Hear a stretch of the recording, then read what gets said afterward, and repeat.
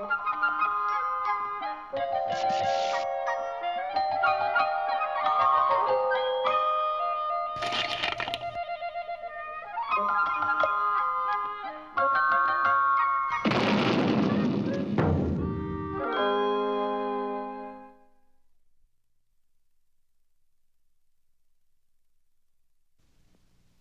the land of Harump, which is pronounced like when you clear your throat, there lived an ogre. This ogre was so ugly that he developed powers to change himself so that he wouldn't have to look at his ugly face. Oh, you are ugly. I have never seen such an ugly face.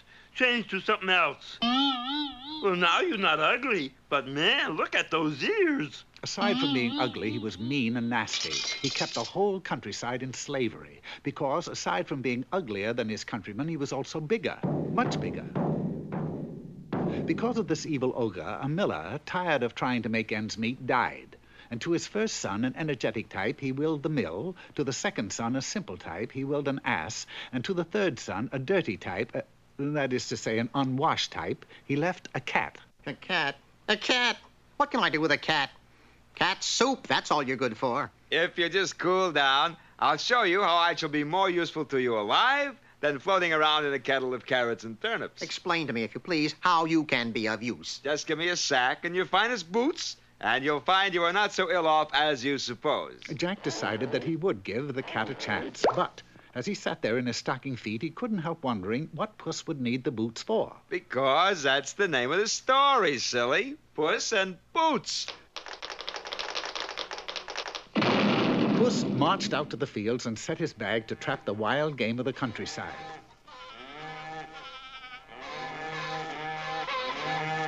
Puss drew the cord and marched directly to the palace.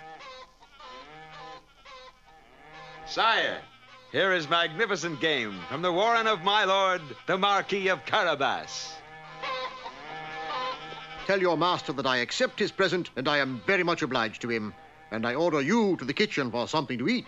While in the kitchen, Puss overheard two servants talking about an intended drive in the country to be taken by the king and his beautiful daughter the next day. Aha. Puss had a plan. He rushed home to explain it to Jack. What?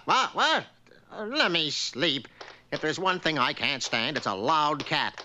Stop stomping around the room and speak your piece. Why I don't search out a warm lap by the fireside, I'll never know, for all the gratitude I get around here. However, sir, if you would only follow my advice, your fortune is made. You have to go bathe. Bathe? In the river and leave the rest to me. Only remember, you are no longer yourself, but my lord, the Marquis of Carabas. Bathe? This is a big thing you ask, Cat. A whole new experience, a different way of life. You can't rush into a thing like that. To bathe or not to bathe, that is the question. Oh, it's cold. You didn't tell me it'd be cold. Never mind that. Shh. Here comes the king. Help! Help! It's my lord, the Marquis. Help! Oh, rueful day. Thieves! Thieves! They stole all my master's clothing while he was bathing. By George, he must be a clean fellow, bathing on a cold day like this. Well, it so happens I always carry a change of clothing for marquises in distress. He is size 37, isn't he? They usually are. Size 37, right, sire. And so Jack, for all appearances, became the Marquis of Carabas and was invited by the king to ride with him and his beautiful daughter in the carriage. Meanwhile, Puss was racing on ahead, putting up signs to lead the king to believe that all the land belonged to his master. Puss put up his signs to the very door of the ogre. Ouch! What do you think you're doing? Well, I couldn't think of passing the castle of such a noble gentleman without paying my respect. Hey, a talking cat. But talking is not half so remarkable as your many powers. I hear you have the ability to change. Oh, you mean like this? That's pretty good, you know. How about something tough? Like changing into something small, you know, like a fly.